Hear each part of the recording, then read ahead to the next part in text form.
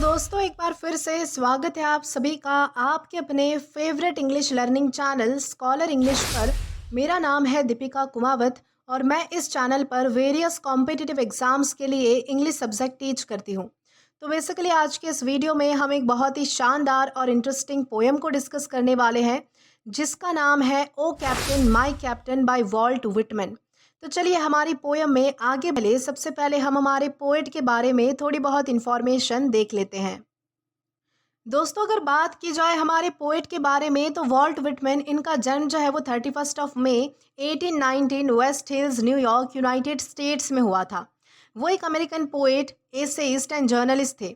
उन्हें American literature में one of the most influential poets में से एक माना जाता था और उन्हें फादर ऑफ फ्री वर्स इस नाम से भी जाना जाता था। उनकी प्रमुख रचना लीव्स ऑफ ग्रास 1855 में पब्लिश हुई थी और उनकी poem O captain my captain ये बहुत ज़्यादा फेमस है, जो कि उन्होंने अब्राहम लिंकन के डेथ पर लिखी थी। लास्टली उनकी खुद की डेथ 26 मार्च 1892 कैम्पडन न्यू जर्सी यूनाइटेड स्टेट्स में हुई थी। तो दोस्तों ये तो हमने बात कर ली हमारी पोएट के बारे में। अब इसी के साथ हम आगे बढ़ेंगे और इस पोएम के बारे में हम कुछ इंपॉर्टेंट पॉइंट्स को डिस्कस कर लेंगे। दोस्तों अगर बात की जाए इस पोएम के बारे में तो ये पोएम 4 नवंबर 1865 को हमारे पोएट के कलेक्शन लीव्स ऑफ ग्रास में पब्लिश की गई थी। दोस्तों ये पोएम 24 लाइंस की है जो कि 8 लाइंस स्टांजाज में बांटी गई है। तो दोस्तों ये तो है हमारे कुछ इंपॉर्टेंट पॉइंट्स हमारी पोएम से रिलेटेड। अब इसी के साथ हम आगे बढ़ेंगे और जानेंगे कि इस पोएम में क्या बताया गया है, यानी कि इस पोएम का थीम और मैसेज क्या है। तो चलिए आइए जानते हैं। दोस्तों अब अगर बात करें इस पोएम के बारे में तो ओ कैप्टन माय कैप्टन ये वॉल्ट विटमैन की सबसे फेमस पोएम है जो कि उन्होंने अमेरिका के 16th प्रेसिडेंट अब्राहम लिंकन के लिए लिखी थी। ये पोएम एक एलिजी है, यानी कि एक ऐसी कविता है जो किसी की मौत पर दुख व्यक्त करती है। लिंकन ने अमेरिका को सिविल वॉर जैसे बड़े क्राइसिस से बचाया और स्लेवरी को खत्म करके देश को एकजुट किया, लेकिन विक्ट्री के यानी कि जीत के थोड़े ही दिनों बाद उनकी असैसिनेशन हो गई, यानी कि उनकी हत्या कर दी गई। विटमैन ने उनकी मौत का गम अपने दिल से महसूस किया और इस पोएम के जरिए अपनी फीलिंग्स को लिखा है। इस पोएम में एक तरफ लोगों का जश्न है क्योंकि देश जीत गया और दूसरी तरफ हमारे पोएट का गम है क्योंकि उनका लीडर मर गया। इसीलिए ये पोएम एकदम यूनिक है क्योंकि ये विक्ट्री के साथ साथ ट्रेजेडी का भी कॉम्बिनेशन दिखाती है। तो दोस्तों यही है आज के हमारे इस पोएम का थीम या फिर कहे तो मैसेज। अब इसी के साथ हम आगे बढ़ते हैं और इस पोएम को लाइन टू लाइन एक्सप्लेनेशन के साथ अच्छे से डीप में और डिटेल में समझने की कोशिश करते हैं। तो चलिए आइए शुरू करेंगे। तो दोस्तों हमारी सबसे पहली लाइन आती है, O captain my captain our fearful trip is done. यानी कि यहाँ पर पोएट हमारे जो वॉल्ट विटमैन है वो अपने लीडर को कैप्टन कहकर एड्रेस कर रहे हैं। ये जो कैप्टन है वो अब्राहम लिंकन को कहा जा रहा है, यानी कि ये जो कैप्टन है वो अब्राहम लिंकन का सिंबल है। दोस्तों फियरफुल ट्रिप का मतलब है अमेरिका का सबसे बड़ा और डेंजरस सफ़र जो कि था सिविल वॉर। दोस्तों सिविल वॉर एक ऐसी लड़ाई थी जिसमें अमेरिका टूटने के कगार पर था। स्लेवरी के इश्यूज पर देश दो हिस्सों में बंद गया था और लाखों लोग जो है वो मर रहे थे। जब पोएट कहते हैं कि our fearful trip is done, इसका मतलब है कि अब वो खतरनाक लड़ाई खत्म हो चुकी है, अमेरिका ने अपना सफ़र कंप्लीट कर लिया है। दोस्तों ये लाइन एक रिलीफ को दिखाती है कि सबसे बड़ा क्राइसिस अब कंट्रोल में आ चुका है, यानी कि खत्म हो चुका है। लेकिन फियरफुल ये जो शब्द है वो ये दिखाता है कि ये जो सफ़र था, ये जो सिविल वॉर का सफ़र था, ये बहुत ज़्यादा दर्दनाक और बहुत ज़्यादा खौफनाक था।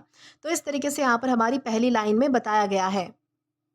देन इसके बाद है, the ship has weathered every rack, the prize we sought is won. यहाँ पर दोस्तों जो शिप का यानी कि यहाँ पर जो शिप वर्ड यूज़ हुआ है उसका मतलब है अमेरिका, और ये जो रैक वर्ड यूज़ हुआ है उसका मतलब होता है तूफ़ान या फिर डिफ़िकल्टीज़। यानी कि यहाँ पर शिप जो है वो अमेरिका को कहा गया है और तूफ़ानों को क्या कहा गया है, तूफ़ान या फिर डिफ़िकल्टीज़ को कहा गया है rack.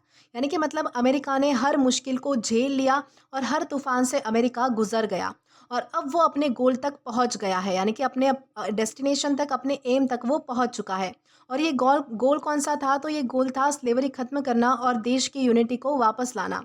The prize we sought is won का मतलब है कि जो जीत हम चाहते थे, यानी कि एक फ्री और यूनाइटेड अमेरिका जो हम चाहते थे वो हमें मिल गई है। दोस्तों ये जो लाइन है वो लिंकन की यानी कि अब्राहम लिंकन की लीडरशिप की तारीफ करती है क्योंकि उन्होंने ही शिप को हर तूफान से निकाल कर सेफ रखा है, यानी कि उन्होंने ही अमेरिका को हर डिफ़िकल्टीज से बचाया है। तो इस तरीके से इस लाइन में हमें समझाने की कोशिश की गई है। The port is near the bells I hear the people all exulting. दोस्तों अब पोइट यहाँ पर कह रहे हैं कि जो पोर्ट है, पोर्ट यानी कि सेफ जगह अब पास आ गई है, यानी कि अमेरिका के पास अब सेफ जगह आ चुकी है। मतलब कि देश अब स्टेबिलिटी और पीस की तरफ आ गया है। द बेल्स आई हियर का मतलब है कि विक्ट्री की यानी कि जीत की बेल्स बज रही है। जैसे कि चर्चेज में और टाउन्स में लोग जो है वो बेल्स बजाते हैं, यानी कि बेल्स बजाकर सेलिब्रेट करते हैं। तो उसी तरीके से जो है वो मतलब कि मुझे जो है वो मतलब कि बेल्स सुनाई दे रही है, यानी कि हमारी जीत की बेल्स बजाकर यानी कि लोग जो है वो सेलिब्रेट कर रहे हैं। द पीपल ऑल एक्सल्टिंग दिखाता है कि पब्लिक जो है वो बहुत ज़्यादा खुश है और जश्न मना रही है। दोस्तों ये लाइन जो है वो विक्टोरियस सीन ड्रॉ करती है कि जहाँ पर सब लोग खुशी मनाते हैं कि सिविल वॉर अब फाइनली ख़त्म हो चुका है और हमारा जो देश है वो मतलब कि पूरी तरह से स्टेबिलिटी और पीस की तरफ आ चुका है और बहुत ज़्यादा मतलब कि खुशी में है। तो इस तरीके से यहाँ पर एक सीन दिखाया गया है। देन इसके बाद है while follow eyes the steady keel the vessel grim and daring. दोस्तों कील और जो वेसल है वो दोनों ही शिप के पार्ट्स होते हैं। मतलब कि सब लोग शिप को देखकर यानी कि सब लोग जो है वो शिप को देख रहे हैं कि जो सिविल वॉर के तूफान से गुजरते हुए सेब वापस आ चुकी है। यानी कि अमेरिका जो है वो सारे डिफ़िकल्टीज़ को फेस करके यानी कि सारे तूफानों को झेल कर जो है वो फाइनली सेफ हो चुका है। दोस्तों यहाँ पर ये जो ग्रीम एंड डेयरिंग है वो दिखाता है कि ये जो शिप थी यानी कि जो अमेरिका था वो बहुत ही ज़्यादा टफ और ब्रेव रही, जो कि सब मुश्किलों को झेल गई। यानी कि यहाँ पर शिप की बात हो रही है, यानी कि अमेरिका की बात हो रही है। दोस्तों ये जो लाइन है वो इनडायरेक्टली अब्राहम लिंकन के लीडरशिप क्वालिटीज़ को हाईलाइट करती है कि उन्होंने देश को स्ट्रॉन्ग और डेयरिंग बनाकर सेफ जगह लाकर खड़ा कर दिया है। तो इस तरीके से इस लाइन में बताने की कोशिश की गई है। देन इसके बाद है but O heart heart heart O the bleeding drops of red where on the deck my captain lies fallen cold and dead.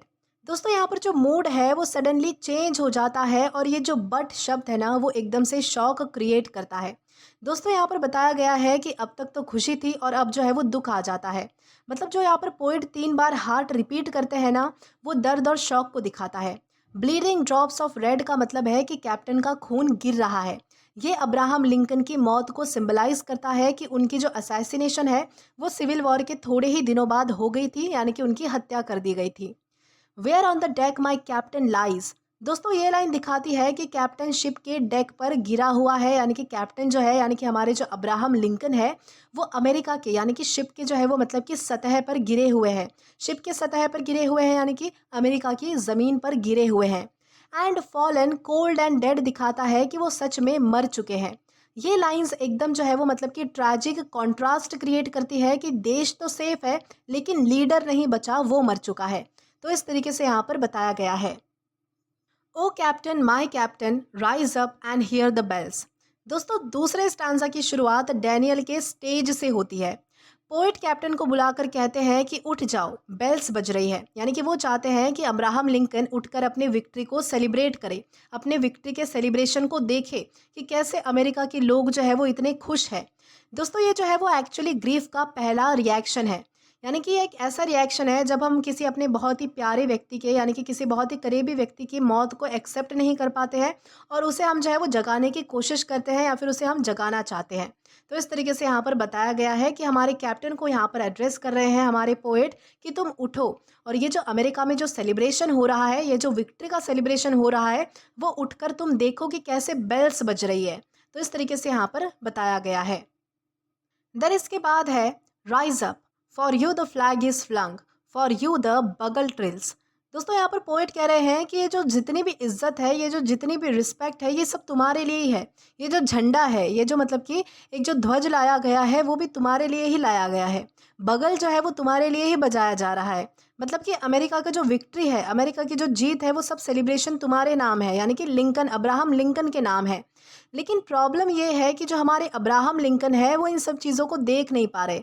ये लाइन जो है वो एक और लेयर ऑफ सैडनेस क्रिएट करती है कि विक्ट्री और इज्जत तो है पर जो सबसे डिजर्विंग इंसान था वो अब इन्हें इंजॉय नहीं कर सकता। तो इस तरीके से यहाँ पर इस एक लाइन में बताया गया है। देन इसके बाद है for you bouquet and ribbon wreath for you the shores a crowding for you they call the swing mass their eager faces turning. दोस्तों यहाँ पर पोइट कहते हैं कि लोग फूल और रत जो है वो लाए हैं, यानी कि सजाए हुए फूलों का हार लाए हैं। दोस्तों ये रत जो होता है वो मतलब कि राउंड शेप में होता है, जिसमें मतलब कि बहुत सारे फूल होते हैं जो कि मतलब कि डेड पर्सन को हम मतलब कि ऑफर करते हैं, यानी कि उनको मतलब कि उन पर चढ़ाते हैं, बेसिकली उनको लास्ट मतलब कि एक श्रद्धांजलि देने के तौर पर। दोस्तों ये जो लाइन है वो यहाँ पर एक डबल मीनिंग कन्वे करते हैं कि जो बुके होते हैं वो विक्ट्री के लिए होते हैं और जो रथ होती है वो फ्यूनरल के लिए होती है। मतलब लोग जश्न भी मना रहे हैं और साथ ही साथ एक विलाप भी हो रही है। विलाप हो रही है यानी कि मॉर्निंग भी कर रहे हैं, यानी कि बहुत ज़्यादा शोक में भी है वो लोग।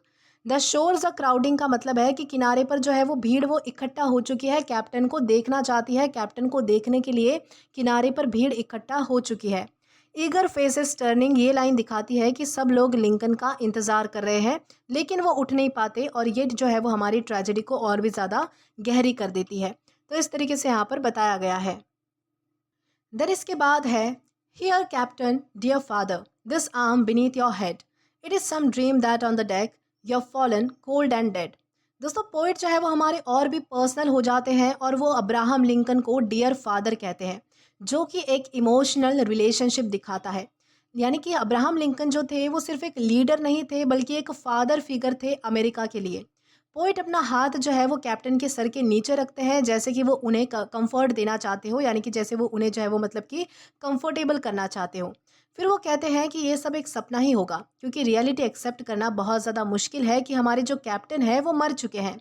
लेकिन फिर भी रियलिटी तो यही है कि फॉलन कोल्ड एंड डेड, यानी कि हमारे कैप्टन जो है वो मर चुके हैं। तो इस तरीके से इन 3-4 लाइनों में कुछ बताया गया है।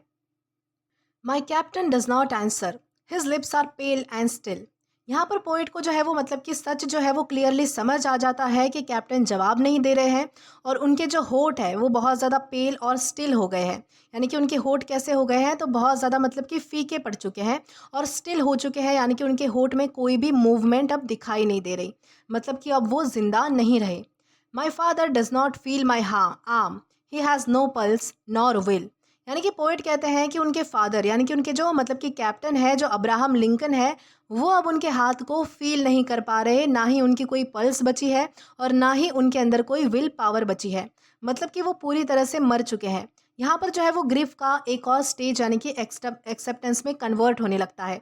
यानी कि जो लोगों का जो दुख है वो अब वो एक्सेप्ट करने लगते हैं कि फाइनली जो है वो मतलब कि कैप्टन अब नहीं रहे। यानी कि उनके लिए ये बहुत ही ज़्यादा शॉकिंग हो जाता है। देन इसके बाद है, the ship is anchored safe and sound, its voyage closed and done, from fearful trip the victor ship comes in with object won. Port फिर से देश की तरफ ध्यान देते हैं कि शिप यानी कि जो अमेरिका है वो सेफ है, पोर्ट पर एंकर कर चुका है, मतलब कि सिविल वॉर खत्म हो गई है, देश जीत गया है, स्लेवरी अबॉलिश हो गई है और यूनिटी वापस आ गई है। ये एक ह्यूज विक्ट्री है जो कि सिर्फ अब्राहम लिंकन की वजह से ही पॉसिबल हुई है।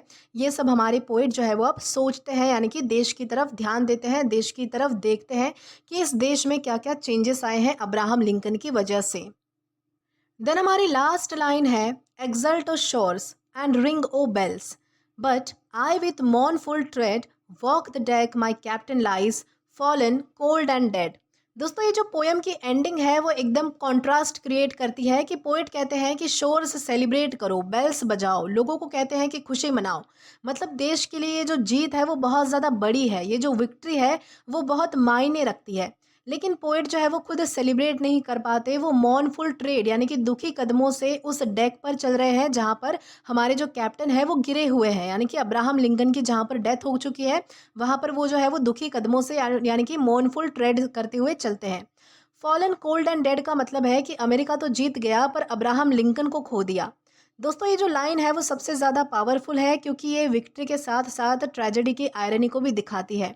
तो इस तरीके से इस लास्ट लाइन में बताया गया है। तो दोस्तों इस पोएम का हिडन मैसेज ये है कि ये पोएम दिखाती है कि जीत के साथ सैक्रिफाइस ज़रूरी होता है। अमेरिका स्लेवरी के खिलाफ तो जीत गया पर उन्होंने जो है वो अपना कैप्टन खो दिया। दोस्तों ये ग्रीफ के स्टेजेस दिखाती है, जैसे कि डैनियल, प्लीडिंग एंड एक्सेप्टेंस। ये पोएम एक कॉन्ट्रास्ट बनाती है बिटवीन पब्लिक जॉय यानी कि लोग सेलिब्रेट कर रहे हैं और पर्सनल ग्रीफ यानी कि पोइट का दुख। सबसे बड़ा हिडन मैसेज ये है कि फ्रीडम फ्री नहीं आई, उसके लिए एक ग्रेट लीडर की जान गई। तो इस तरीके से हमारे इस पोएम में बताया गया है। तो दोस्तों इसी के साथ हमारे इस पोएम का लाइन टू लाइन एक्सप्लेनेशन यहीं पर ख़त्म होता है। आशा करती हूँ कि आपको ये पोएम अच्छे से समझ आई हो और पसंद भी आई हो। दोस्तों अगर आपने अभी तक हमारा टेलीग्राम चैनल जॉइन नहीं किया है तो टेलीग्राम पर English with Deepika Kumawat search करके या फिर डिस्क्रिप्शन में दिए गए लिंक के थ्रू, साथ ही साथ अभी जो आपको आपके स्क्रीन पर QR कोड दिख रहा है वहाँ से भी आप डायरेक्टली हमारा टेलीग्राम चैनल जो है वो ज्वाइन कर सकते हैं, ताकि आप कभी भी किसी भी नए आने वाले वीडियोज़ को लेकर कोई भी अपडेट्स को मिस ना करें। और दोस्तों अगर आपको आज का ये वीडियो पसंद आया है या फिर हेल्पफुल लगा है तो do like this video, subscribe the channel and share as much as you can. और अगर आपने इससे पहले वाले वीडियोस नहीं देखे हैं तो यहाँ पर मैंने एक प्लेलिस्ट प्रोवाइड कर दी है, जहाँ पर आप क्लिक करके वो सभी पहले वाले वीडियोस भी देख सकते हैं और एक्सप्लोर कर सकते हैं। Till then keep learning. Thank you.